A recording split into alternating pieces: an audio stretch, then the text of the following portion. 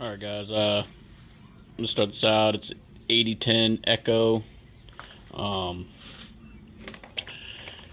Recently started having some issues where it sounded like I was getting a little bit of a rattle when you initially hit the throttle after it's warmed up.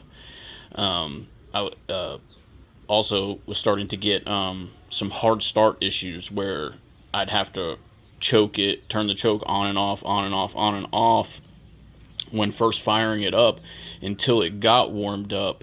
And then as long as you kept the throttle up just a tiny bit over what regular idle would be, it would run, but just not as powerful as it's always been. So I started chasing things down. I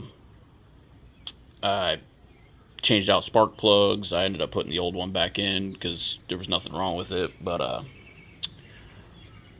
checking the carburetor, making sure the carb's clean, new filters, all that. Tried everything. Anyways, I started doing a little bit of research online, and I started seeing people saying that crank bolts. I was starting to notice a lot of fuel and stuff in this area here coming out, but I couldn't see where it was coming from, so I kind of cleaned the engine up and, been trying to run it and see what else I could find. But then I started just saying, well, let me go over the bolts.